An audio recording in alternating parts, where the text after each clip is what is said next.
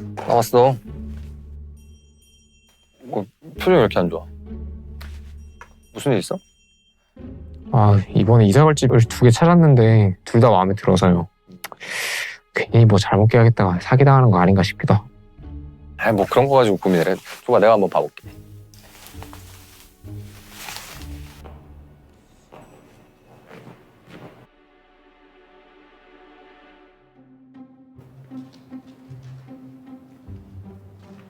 국내 최초 부동산 서바이벌 1타 부동산 결승전 심사를 맡은 이면서 변호사입니다.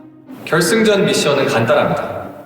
두 분이 각각 가장 추천하는 매물을 저에게 주시면 제가 그 매물이 위험하지는 않을지 판단해 최종 우승자를 선정하겠습니다.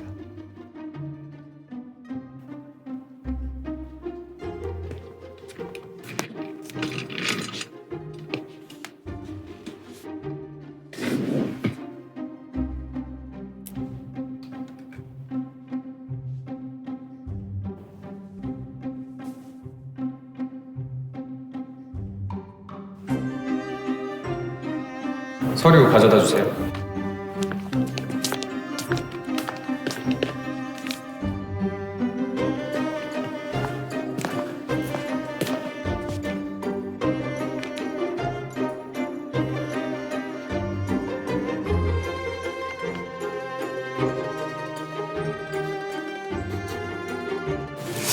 냄새가 난다니까. 냄새가 나, 냄새가.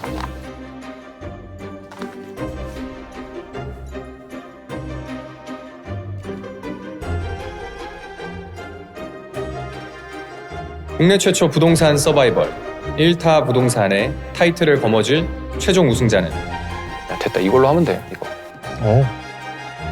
당근 부동산입니다.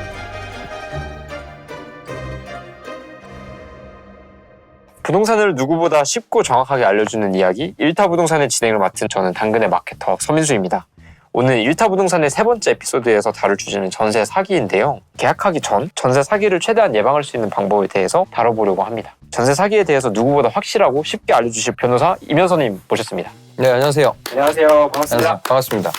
이면서 변호사고요. 저는 공격과 수비를 모두 해본, 사기꾼은 공격도 해보고 사기를 치신 분 변호도 해보고 제가 직접 중개도 해봤습니다. 그래서 전세 사기와 관련해서는 아주 실무적인 포인트들을 잘 알려드릴 수 있습니다. 오늘 저를 불러주셔서 너무 감사합니다. 제가 기획을 할 때 변호사님이랑 사전 미팅을 했었는데 변호사님이 변호사이시기도 하시고 공인중개사 자격증도 가지고 계시니까 전세 사기 예방법 하면 그냥 GPT처럼 후두둑 나오지 않을까 생각을 했었는데 제가 여쭤보니까 돌아오는 첫 답변이 너무 충격적이었거든요. 완벽한 전세 사기 예방법은 없다고? 뭐 세상 일이 다 그렇기는 한데요. 사기라는 게 원래 좀 그런 면이 있습니다. 정말 기상천외한 방법들이 다 있기 때문에 물론 사기꾼들은 잘 걸리는 사람을 노리기는 하죠. 그래서 잘 안 걸리는 사람이 되는 게 사기를 당할 개연성을 확 낮추기는 해요. 그러나 가불기라는 말 들어보셨나요? 가드블룸 기술들이 있거든요. 이론적으로 막을 수 없는 것들이 좀 있습니다. 근데 생각보다 그렇게 해서 당하는 경우는 많지는 않아요. 여러 가지 요소들이 다 일치가 돼야 되고 합치가 돼야 되기 때문에 고도의 정밀한 설계를 해서 사기를 치기보다는 잘 걸리는 사람들한테 사기치는 게 훨씬 쉽거든요. 남의 돈을 슈킹하려고 하는 거예요. 쉽게. 그러니까 어렵게 안 합니다. 이 영화에 나올 것 같은 고도의 기술을 개발해가지고 하는 그런 경우가 없는 건 아닙니다만 피해자들이 많고 규모가 큰 것들도 보면은 전통적인 수법, 쉽게 속는 사람들을 공격하는 게 일단은 사기꾼들이 가장 고민하고 많이 하려고 하는 것들이죠. 그래서 오늘 이 시간을 통해서 호락호락하지 않은 사람이 되시는 게 중요합니다. 가불기는 못 당하지만 가드는 올리고 있는 사람이 되는 거죠. 그렇죠. 보통 가드 올리고 있으면은 뭐 거기에다가 가불기 써야겠다 이렇게 접근은 안 하고요. 뭐 튼튼한 것보다 다른 사람 알아봐야지. 이게 보통 사기꾼들의 가장 흔한 행동 양식입니다. 오늘은 그럼 가드 올리는 시간으로. 그렇죠. 가드를 철통 가드. 알겠습니다. 사실 전세 사기에 대해서 알아보려면 전세에 대해서도 조금 더 우리가 잘 알아봐야 되겠다라는 생각이 들었거든요. 근데 변호사님이랑 사전 미팅을 해보니까 전세에 대해서 보시는 관점을 조금만 바꿔도 되게 뭔가가 달라 보인다라고 말씀해 주셨던 게 기억이 나요. 거기서부터 한번 시작을 해볼까요? 전세를 자꾸 집주인이 나에게 따뜻한 보금자리를 만들어주고 나는 은행에서 뭐 돈 빌려주는 전세자금 대출 받아가지고 돈 내고 그 다음에 편안하게 살다가 나가면 된다. 이런 인식이 대부분이었죠. 그러나 본질은 법적으로 보자면 돈을 빌려주는 겁니다. 제가 들어가면 집주인한테 돈을 빌려주는 그렇죠. 왜냐하면 임대 보증금 반환 채권이 생기는 거죠. 채권이란 뭐냐? 내가 받을 빚이 생기는 거거든요. 상대방이 나한테 빚을 지는 행위입니다. 네. 임대보증금을 준다는 건 상대가 나한테 빚을 지게 하는 거고, 그러면 저희가 돈을 빌려줄 때 받을지 안 받을지에 대한 고민을 안 하고 빌려주는 건 굉장히 위험한 일이잖아요. 저 사람한테 돈 빌려주면 무조건 떼인다. 이런 사람한테는 안 빌려줄 거 아닙니까? 그런데 이 전세 제도만큼은 근 몇 년 전까지만 해도 3억씩, 막 5억씩 전 재산 빌려주면서 사람들이 별 생각이 없었단 말이죠. 그런데 담보대출 해주는 겁니다. 결론적으로는 담보대출. 내가 들어가는 집을 담보로 그렇죠. 돈을 빌려주는 내가 거죠. 그 집 깔고 앉고 그 주거의 혜택을 누릴 수 있는 것. 그 정도만 더 추가된 것일 뿐입니다. 그리고 만약에 문제 생기면은 경매됐을 때 먼저 받을 수 있는 권리를 절차에 따라서 보장을 받고서 돈 빌려주는 거거든요. 그러면 돈 빌려줄 때 은행이 하는 거랑 똑같이 생각하시면 되는 거죠. 죽었다 깨어나도 담보 설정 제대로 안 되면 안 빌려주겠죠. 네. 그리고 사람이 조금 봤을 때 어딘가 이상하다. 그리고 뭐 중간에 연결해주는 사람도 못 믿겠어. 이러면은 덜컥 빌려줄 수가 없는 건데 은행이라면 안 그랬을 것이다. 라는 기준에 맞춰가지고 돈 빌려줄 때 심사숙고하셔야 되는 거죠. 담보대출이라고 생각을 하면 되게 간단하게 환원이 되거든요. 내가 만약에 집을 살 때 담보대출 받았다. 못 갚으면 어떻게 됩니까? 담보물을 경매에 붙이는 거죠. 네네. 강제 매각을 하는 건데, 그러니까 자꾸 이제 전세금을 주시고 나서 다음 사람이 전세보증금을 주겠지, 아니면 집 팔아가지고 갚아주겠지라고 하는데, 전세 제도를 담보대출로 바꿔가지고 생각을 하시면 은행에다 돈을 못 갚았을 때 어떤 일이 일어나냐를 상상해 보시면 돼요. 그러면 결국은 담보물이 경매에 넘어가고 강제 매각이 되면 사람들이 경매 시장에서 그거를 소화해가지고 거기에서 매각 대금을 가지고 우리가 우선 변제를 받게 되는 거거든요. 그러면 거기에 들어가는 절차 비용도 당연히 있을 것이고 팔리는데 기간도 상당히 걸릴 것이고 경매로 어떤 시기를 내가 정해서 팔 수 있는 게 아니다 보니까 원치 않는 시기에 팔릴 수도 있고 집을 짠 하고 잘 보여주고 부드럽게 거래를 하는 것이 아니라 내부를 못 보고 하는 거잖아요. 그러니까 어느 정도 시장에서 거래되는 금액보다 더 싸게 팔릴 가능성이 높고 이거를 다 어떻게 우리가 조사를 하면서 임대차를 합니까? 라고 생각하실 수 있겠지만 그런 빈틈에서 사고가 나는 겁니다. 그러니까 거액을 전세를 준다는 것에 대해서 이게 큰일이다, 가벼운 일이 아니다라고 생각하실 필요가 있는 거죠.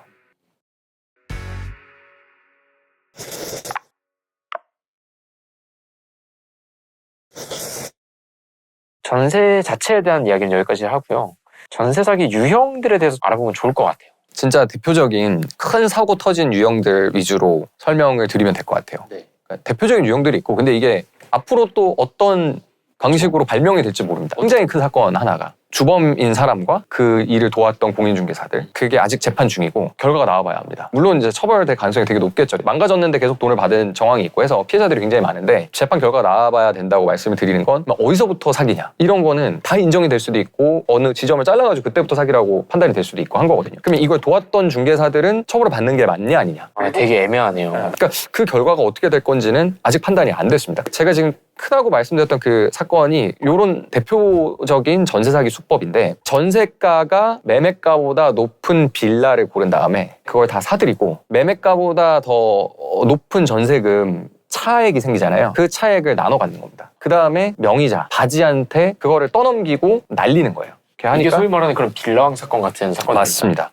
유형이 결국은 깡통전세 유형이라고 보시면 돼요. 전세금을 받아가지고 전세금을 돌려줘야 되는데 집을 팔아가지고 전세금 못 돌려주니까 매매가를 전세가가 초월했을 때 이거는 본인이 처음에 의도하면은 그렇게 사기를 당하는 거고 의도하지 않았는데도 그런 일이 발생할 수 있죠. 부동산 시장이 급격하게 냉각되거나 아니면 이게 경매를 들어가면은 그 돈을 주지 못하는 부동산 유형이거나 왜냐면 빌라에 대한 선호가 최근 몇 년간 굉장히 많이 내려갔거든요. 그러면 제값이 안 팔리는 겁니다. 그렇게 됐을 때는 뭐 처음에는 진짜로 그런 생각이 없더라도 만약에 가격이 내려가면은 못 돌려주게 되는 거죠. 그럼 결국 집을 구하는 사람의 입장에서는 깡통 전세인지 아닌지를 먼저 확인하는 게 제일 중요하겠네요. 그렇죠. 그러니까 매매가를 그냥 단순 매매가, 호가가 아니라 보수적으로 생각을 하셔야 됩니다. 부동산의 말만 듣거나 임대인 말만 듣거나 하면 이거 뭐 팔려고 하면은 뭐 10억에 팔려요. 근데 웬걸? 진짜 팔아봤더니 7억도 안 하는 거다. 그러면 떼일 가능성이 높아지는 거죠. 그러니까 남의 말을 믿기보다는 시세에 대한 철저한 검증은 적어도 직접 하시는 게 좋습니다. 그 모든 비극의 시작이 내가 권리만 제대로 잘 보장을 받았다고 하면은 매매가가 낮아서 정확히는 경매 매각가가 충분하지 않아가지고 발생하는 문제거든요. 대놓고 사기를 치려고 하는 사람들이 많기는 하지만 그렇게까지 많지는 않거든요. 그래서 매매가 잘, 시세 잘 파악을 하시는 게 1번 유형에 대해서 대처를 하시는 방법이죠. 또 다른 유형은 어떤 게 있을까요, 변호사님? 그러니까 이거 다음부터는 조금 이제 쉽지 않은데요. 이 가드불능이거든요. 이 가불기거든요. 이거 이제 가불기예요. 가불기예요. 네. 동시에 전입하는, 그러니까 동시에 설정 전입. 제3자에 대한 담보 설정과 잔금 받아가지고 전입시키는 게 같은 날 일어나는 겁니다. 그러면 전입이 이길 00시부터 효력이 있기 때문에 제도적인 허점을 조금 이용하는 그쵸. 케이스네요. 접수가 되는 접수 시점부터 그 순위가 근저당권 같은 거는 보전이 돼요. 그래서 오늘 등기소에 설정 접수가 났고 며칠 걸려가지고 그게 설정이 되면 오늘 근저당권이 먼저 설정이 된 거거든요. 그러면 그 담보 물건이 내일 00시부터 효력을 발생을 하는 저희 대항력 우선 변제권보다 순위가 앞서는 겁니다. 그 막을 수가 없어요, 그게. 왜냐면 9시부터 6시까지 등기 접수가 가능하거든요. 9시부터 6시까지만 가능합니다. 그러면 굳이 막으려면은 6시 넘어서 근데 전입신고 못 하잖아요. 또 동사무소 못 가잖아요. 그러니까 결국은 업무 시간에 내가 잔금을 넣고 전입을 하러 간다고 해도 같은 날에 갑자기 근저당권 설정을 띡 하고 접수를 해버리면 그럼 순위가 밀릴 수밖에 없는 거예요. 그게 막을 수가 없거든요.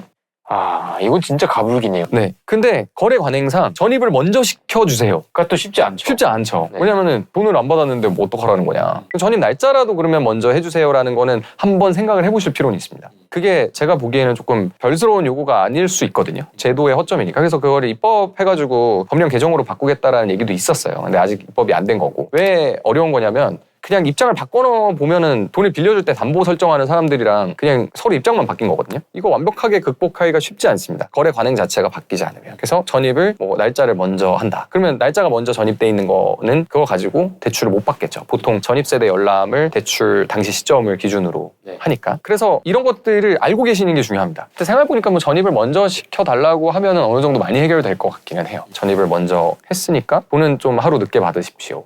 집주인 입장에선 좀 잔금을 못 받았을 때 찜찜할 수는 있고 불안할 수는 있으나 잘 한번 임차인과 임대인 간의 원만한 합의에 그러니까 이런 가드불능기가 있을 수 있다는 점을 잘 생각을 해보시면 좋겠죠. 또 예전에 이제 한창 유행하다가 이제는 단물이 다 빠져가지고 잘 안 하는 게 또 신탁등기 사기라고 신탁이라는 게 대외적으로 소유권을 이전하는 거거든요. 그러니까 맡아가지고 관리해주라고 하고 그럼 맡아서 관리하는 대신에 수익자를 지정을 해서 수익을 보는 사람 따로 정해놓고서 어떤 내용인지를 신탁 원부에다 기록을 하게 됩니다. 그 신탁을 등기를 하게 되면은 돈을 빌린 부동산도 등기부등본이 깨끗하거든요. 근데 수탁자 명의로 등기가 되어 있죠. 그게 부동산 신탁회사일 수도 있고 아니면은 그냥 외관 법인에다가 할 수도 있거든요. 그러면 거기에는 실제로는 대출을 받아서 그래서 우선 수익권자라고 해가지고 부동산을 강제로 공매로 팔아버렸을 때 그 대금을 먼저 받아갈 수 있는 사람에 대한 것이 등기소 가셔가지고 신탁원부를 열람을 해보시면 나와요. 근데 인터넷 등기소의 등기부를 열어보면 안 나와요. 아, 그러면 사실상 집을 구하러 다니는 사람들이 이걸 알 수 있는 방법은 그래서 신탁 등기가 뭐죠? 했는데 뭐 그냥 깨끗하잖아요. 하세요. 이렇게 했다가 돈을 날리신 분들이 많이 있습니다. 그게 유행했었어요. 근데 요새는 이제 아예 임대인이랑 명의가 다르면은 그런 것들은 철저하게 안 하시는 분들이 많아져가지고 이제는 한철 간 수법이기는 한데 그 부분도 임대가 완전히 불가능한 건 아니거든요. 수탁자의 동의가 있거나 수탁자의 명의로 하거나 신탁 원부에서 정한 그 계약 내용대로 하면은 임대가 가능한 경우도 있고 실제로 그렇게 임대가 많이 이루어지고 있습니다. 왜냐면 신탁 등기가 되어 있는 부동산도 당연히 임차인을 받고 굉장히 큰 규모의 건물이 신탁 등기로 되어 있는 경우가 많거든요. 그러면 임차인 받을 때 그런 거 동의서 해가지고 할 수 있는데 그 절차의 허점을 노려가지고 사기를 쳤던 경우들이 있죠.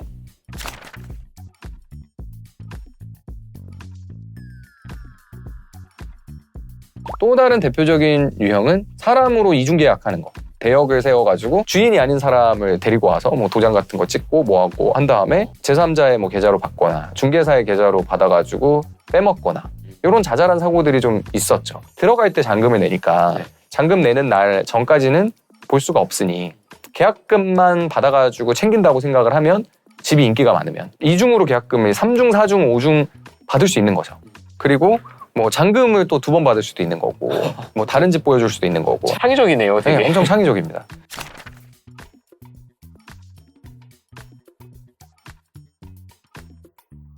이거는 사기라고 할지 안 할지 조금 애매할 수는 있는데 문제 없어요 하면서 안 나갈 집들을 어떻게든 억지로 해가지고 매물로 보여주고 근생빌라 이런 것들. 그러면 그런 거는 미법 건축물. 그쵸. 사람이 거주용으로 쓸 수가 없는 건물에 대해서 상관없다고. 근데 가보면 집이니까 거기서 문제가 발생하는 거거든요. 그래서 그게 현금 흐름이 꼬이면 결국은 강제로 매각을 해야 되는데 위반 건축물 꼬리표가 달려있는 그 건물이 경매로 팔리게 되는 거고 그러면 그거 다음 사간 사람이 이행강제금을 내야 될 수도 있는 거거든요. 그리고 당연히 대출 안 되고 그러니까 그걸 명확히 고지를 해야 되는데 그거를 순간 중간에 요 매물 중개하고 싶어서 혹은 이거 빨리 집을 빼야 되니까 그런 방식으로 전세금을 받는 경우가 많이 있죠. 그래서 형사처벌하기는 좀 쉽지는 않고 어려움이 있습니다.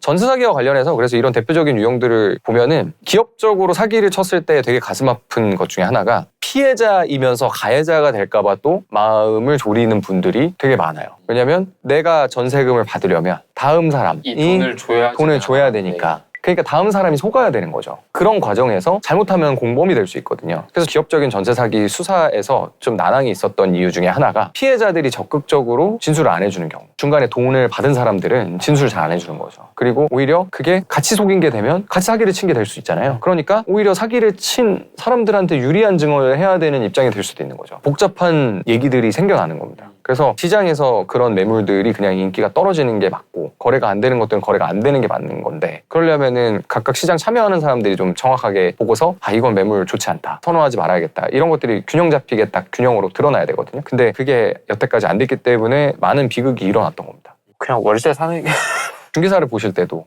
그런 것도 항상 생각을 해보셔야죠. 이 사람이 여기서 장사를 몇 년 했냐. 사고 없이 계속 하고 있었느냐. 이 사람이 도망가야 할 사람은 아닐까. 참 어려워요. 근데 뭐 10년 멀쩡히 하다가 또 도망가는 사람도 있고. 사실 당근 부동산을 처음 제가 써봤을 때 진짜 놀랬던 게 보통 타 플랫폼들은 뭔가 매물이 올라오면 그 매물을 올린 부동산이 있잖아요. 거기 들어가면 그냥 거기서 올린 다른 매물들만 표시가 됐거든요. 당근 부동산은 후기랑 별점이 있는 거예요. 스스로 뭔가 판단해 볼 수 있는 여지가 있는 것 같거든요. 그래서 그런 플랫폼의 기능도 한번 잘 활용해 보시는 게 좋을 것 같아요. 저는 되게 필요한 기능인 것 같아요. 특히 부동산은 너무 비싼 거를 사고 팔고 또 임차를 하기 때문에 사고가 있었느냐 없었느냐 그냥 단순히 사고의 발생 여부를 떠나서 그러면 그 사고는 어떤 사고였느냐 이런 것들이 확인이 되면 좋거든요. 그리고 그게 또 중개사 분들한테도 이익일 수 있어요. 이런 매너 온도와 비슷한 게 있어가지고 시장의 작동 메커니즘을 잘 반영을 하면 좋겠다는 생각이 드네요. 전세 사기에 대해서 이면서 변호사님 모시고 한번 이야기를 나눠봤는데요. 참 전세는 정말 어려워요. 안 살 수도 없고 월세 사시면 되는 거긴 한데 사실 저희는 이런 얘기들을 하다 보니까 그냥 머리 아픈데 월세로 사시는 게 어떨까요? 라고 얘기를 했지만 상황상 그게 또 안 되는 어쩔 수 없는 선택을 해야 되는 분들도 분명히 있으니까요. 그래서 정말 안타깝지만 그래도 임대차와 관련해서는 미리 배워두시는 게 좋거든요. 임대차를 모르시면은 많은 피해를 봅니다. 서로가 서로의 카드를 모르면 안 되고 서로가 서로에 대해서 어떤 방법을 써야지만 권리를 보장받을 수 있는지 이런 것들을 되게 자세하게 아실 필요가 있거든요. 그러면 계속 써먹게 돼 있어요. 내가 하나 사가지고 내 것만 쓴다라는 게 아니면. 오늘 말씀 나눠주셔서 정말 감사합니다. 감사합니다. 일타 부동산의 모든 내용과 말씀 주셨던 내용들을 PDF로 정리해서 공유를 드릴 예정이에요. 오늘 내용이 되게 유익하셨다면 PDF로 한번 확인해 보시는 것도 되게 좋을 것 같습니다. 지금까지 일타 부동산의 진행을 맡은 당근의 마케터 서민수 그리고 전세 사기 예방법에 대해서 말씀드린 일타 강사 이면서 변호사 였습니다. 감사합니다.